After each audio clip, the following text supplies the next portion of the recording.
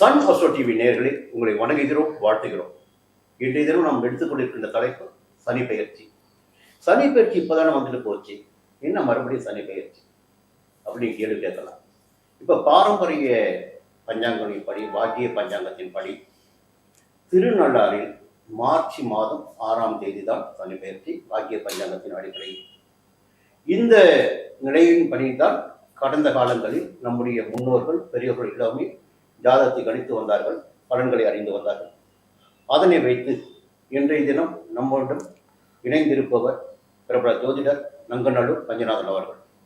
அவரும் நானும் இணைந்து இந்த சனி பெயர்ச்சி 12 ராசினருக்கும் எத்தகைய பலன்களை வழங்கிட இருக்கிறது, இந்த சஞ்சாரத்தின் காரணமாக கிரகங்களின் பார்வைகளின் காரணமாக எந்த விதமான பலன்களை கிரகங்கள் வழங்கிட இருக்கிறார்கள் என்பதை உங்களுக்கு அறிமுகம் செய்திருக்கிறோம், பேசிட்டு இருக்கிறோம்.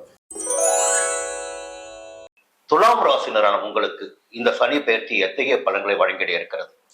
என்னென்ன கர்மக்காரகன் ஜீவனக்காரகனான சனியுடைய சஞ்சாரம் மிகப்பெரிய பலன்களை வழங்கிடக்கூடியது இல்லைங்களா? நிச்சயம். அப்போ மற்ற 8 கிரகங்களை விட இந்த சனியுடைய சஞ்சாரம் ஒவ்வொருவராலும் கூர்ந்து பார்க்கப்படுது. அவர் என்ன 8 கிரகங்களை விட இவருக்கு ஏன் அவ்வளவு முக்கியத்துவம் கொடுக்குறாங்க? இவர் கர்மக்காரகன். உங்களுக்குரிய பலன்களை ஆராய்ந்து அறிந்து தெரிந்து உங்களுக்குரிய பலன்களை அவர் வழங்கிட்டு இருக்காரு. நீதிமான் என்னன்னா அவர் கையில ஒரு நோட் இருக்கு. இவரு பஞ்சநாதன் சார் இந்த பலன்களை செய்திருக்கிறார், இந்த புண்ணியங்களை செய்திருக்கிறார், இந்த பாவங்களை செய்திருக்கிறார். அவருக்கு நம்முடைய காலகட்டத்தில் இந்த விதமான பலன்களை, இந்த ஏற்றத்தாழ்வுகளை எல்லாம் அறிந்து, இப்போ நம்ம பாக்குறோம். நான் ஒரு ஜாதகத்தை பத்தி பேசுவேன், முன்னாள் முதல்வரை பத்தி பேசுவேன். அவர் பிறந்த நேரத்தில் பாத்தீங்கன்னா ஒரு 5000 பேர் பிறந்திருப்பாங்க. ஒரே நிமிடத்துல, ஒரே நொடியில. எல்லாருக்கும் ஏன் பலன்கள் மாறுபடுது? அப்போ பாவ புண்ணியம் தானே கணக்கு, கர்ம தானே கணக்கு. அப்போ இந்த கர்ம வினையை அறிந்து பலன் கொடுத்தக்கூடியவர் சனி பகவான். இது எல்லாருமே புரிஞ்சுக்கணும், சரிங்களா? அப்போ ஏன் ஒருவருக்கு அவருடைய காலகட்டத்தில் பலன்களில் மிக உச்சமான பலன்கள் கிடைக்கிறது, அதே 6ஆம் இடத்தில் சஞ்சரித்தால் அதே காலகட்டத்தில் சிலருக்கு கொஞ்சம் இரக்கமான பலன்கள் கிடைக்கும். அதற்கு நீங்கள் செய்த பாவ புண்ணியங்களே காரணமாக அமைகிறது. அதை அறிந்து பலன் கொடுப்போர் சனி. மற்ற கிரகங்கள் அப்படி இல்லை.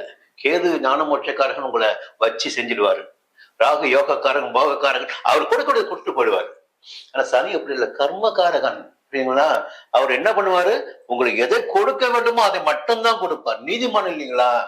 அப்போ இப்ப 6ஆம் இடத்துக்கு போறார். இப்போ 3, 6, 11ஆம் இடங்களில் சனி பகவான் சஞ்சரிக்கின்ற காலம் ஒரு ஜாதகருக்கு மிகப்பெரிய யோகமான பலன்களை கொடுக்கும். ஜெனரல் புரியுங்களா? இப்போ இத்தனை நாளும் ஒரு அடங்கி கிடந்தவர்கள், ரொம்ப ரொம்ப வாழ்க்கையோட போராடி வந்தவர்கள், நெருக்கடியை சந்தித்தவர்கள் எல்லாம் இந்த நேரத்துல கொஞ்சம் துணிச்சலாக நடமாடக்கூடிய துணிச்சல் எப்படி வரும் உங்களுக்கு? எப்படி வரும் சொல்லுங்க?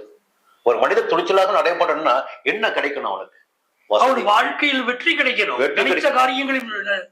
வசதி வாய்ப்பு கிடைக்கணும் இல்லைங்களா? செல்வாக்கு அதிகரிக்கணும். அப்போ 6ஆம் இடத்தில் சனி பகவான் சந்திரிக்கும் ருணரோக சத்துரு ஜெயஸ்தானம். எல்லாம் ருணரோகம் மட்டும்தான் பார்ப்பாங்க, சத்துரு ஜெயஸ்தானம். இப்ப எதிர்ப்புகளை வெல்லக்கூடிய சக்தி இவர்களுக்கு ஏற்படும். இப்ப வழக்குகள் இருந்தாலும் வழக்கு வெளியில வந்துட முடியும். நோய் நொடிகள் இருந்தால் எல்லாரும் சொல்லுவாங்க 6ஆம் இடத்தை சனி பகவான் சஞ்சரிக்கின்ற போது நோய் நொடி கொடுப்பார். நிச்சயமாக கிடையாது. அவர் சஞ்சரிக்கின்ற இடத்தை எப்பொழுதும் யோகமாக்குவார். அதாவது இந்த இடத்துல 6ல சனி வரும்போது நோய்களை கொடுக்கிறாருன்னா உடம்புல இருக்கக்கூடிய ஒரு நோயை அவர் வெளிப்படுத்தி குணமாக்குறார். இவங்களுக்கு என்ன பயம் வருது? நோய் வருதுங்கிறாங்க. நோயை உருவாக்கல அவரு, உள்ள இருந்து நாளைக்கு உங்களை படுத்த போற நோயை இப்ப வெளிப்படுத்தி குணமாக்கி விடுவார். அப்போ 6ஆம் இடத்துல அப்ப எதிர்ப்புகள், வியாபாரத்துல எதிர்ப்பு, தொழில எதிர்ப்பு, போட்டி, பொறாமை, பிரச்சனைகள், சமூக வாழ்க்கையில பாத்தீங்கன்னா ஜெயிப்பாங்களா? நிச்சயமா ஜெயிப்பாங்க. இப்ப இந்த காலகட்டம் பாத்தீங்கன்னா ரொம்ப யோகமான காலகட்டமா இருக்கு. அடுத்து பார்வைகளை பாருங்க. இந்த நேரத்துல ரொம்ப அற்புதமா ஒரு 3ஆம் இடத்தை பாக்குறாருங்க. அவங்க ராசிக்கு 3ஆம் இடத்தை, தைரிய ஸ்தானத்தை, வீரிய ஸ்தானத்தை, சகோதர ஸ்தானத்தை பார்க்கும்போது ஒரு இன்னும் தைரியமாக செயல்படக்கூடிய நிலை ஏற்படும். இந்த 8ஆம் இடத்தையும் பார்க்கிறார். அப்போ மறைந்து கிடந்த இவருடைய திறமை எல்லாமே இப்பொழுது வெளிப்பட ஆரம்பிக்கும்.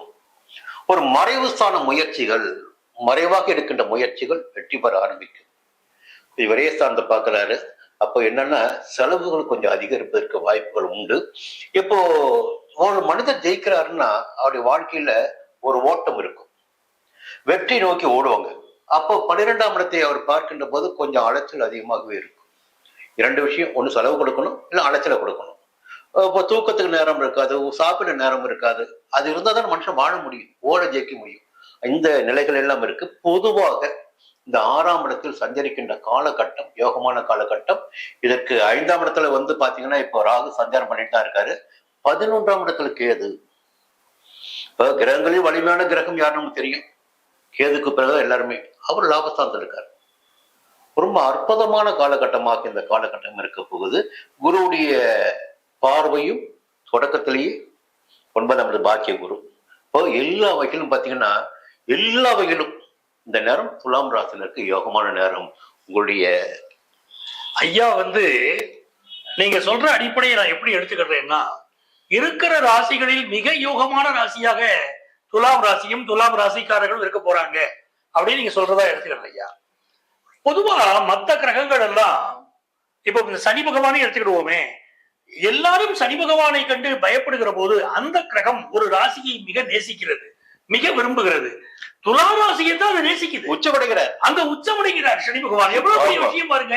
அந்த ராசியை விரும்பி சனி பகவான் போகிறார். அதே மாதிரி நீங்க காலபுருஷ தத்துவத்துல மேஷத்திலிருந்து கன்னி ராசி வரை உள்ளவர்களுக்கு இந்த சனி பகவான் தரக்கூடிய பாதிப்பை துலாத்திலிருந்து மீனம் வரை உள்ளவருக்கு தரமாட்டார். என்ன காரணம்னா, மேஷத்திற்கு இவர் பாதகாதிபதி, ரிஷபத்திற்கு இவர் கர்மாதிபதி, மிதுனத்திற்கு இவர் அஷ்டமாதிபதி, கடகத்திற்கு இவர் அஷ்டமாதிபதி, சிம்மத்திற்கு இவர் ரோகாதிபதி, கன்னிக்கு இவர் ரோகாதிபதி. அந்த ரோகஸ்தானம் வரைக்கும் விடுபட்டு போகிறது கன்னியோடு.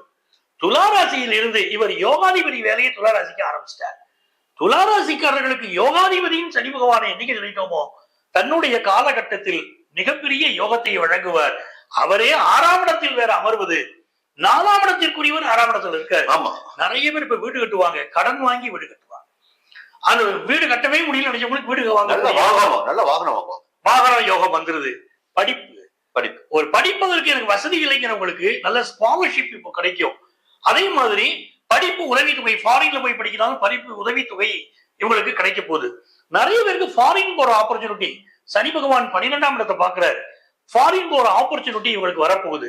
அதே மாதிரி வேலையே இல்லைன்னு அவங்க கூட நல்ல வேலை வாய்ப்பு கிடைக்கும், நல்ல ப்ரொஃபஷனல் கோர்ஸ் கிடைக்கும். என்னைக்கு 6ஆம் இடத்துக்கு சனி பகவான் போறாரோ, இந்த நீட் எக்ஸாமினேஷன் மாதிரி மிக மிக காம்படிட்டிவ் எக்ஸாமினேஷன் எது இருந்தாலும் சரி, துளாராசிக்காரர்கள் வெற்றி பெற்று வருவார்கள், சாதனை படைப்பார்கள். அதுவும் நடக்கும். 3ஆம் இடத்தில் சனி பகவான் பார்க்க போறாரே, அது முக்கியம், கம்யூனிகேஷன் ஸ்தானத்தை. அப்ப என்னன்னா, யாருக்கும் ப்ராமிஸ் பண்றதுல கவனமா இருக்கணும். அதாவது 2ஆம் இடம் வலுத்து இருந்தால் உங்களுக்கு நீங்க அதிகமா பேசுவீங்க, ஜாதகத்துல 2ஆம் இடம் வலுத்தா. 3ஆம் இடம் அதிகமா வலுத்தால் நீங்க அதிகமாக கேட்பீங்க, அதுதான் உள்ள கணக்கு. இப்ப 3ஆம் இடத்துல சனி பகவானுடைய பார்வை பதிவதனால் கட்டுதனாயினும் கேட்க நீங்க கேட்டுக்கிட்டே இருங்க. ஆனால் நிறைய விஷயத்துல ப்ராமிஸ் கையெழுத்து போடாதீங்க, கவனமா இருங்க. நிறைய பேர் இன்டர்வியூ அட்டெண்ட் பண்ணுவீங்க, வேலை வாய்ப்பு கிடைக்கும், அதெல்லாம் யோகமா இருக்கு. அப்ப சனி பகவானால் நிறைந்த நன்மைகள் உங்களுக்கு வரப்போகுதுன்னு ஐயா உங்களுக்கு அதை பற்றி விளக்கமா சொல்லியிருக்காங்க. மிகப்பெரிய வெற்றிகளை துலாம் ராசிக்காரர்கள் இந்த காலகட்டத்துல பெற போறீங்க. உங்களுக்கு அதிர்ஷ்டங்கள் பெருக. நீங்க யாரை வழிபட்டால் நன்மைகள் நடக்கும் அப்படின்னா, சமயபுரம் மாரியம்மனை வழிபடுங்க. அந்த மாரியம்மன் வழிபாடு பெரிய வெற்றிகளை உங்களுக்கு உருவாக்கி தரும்.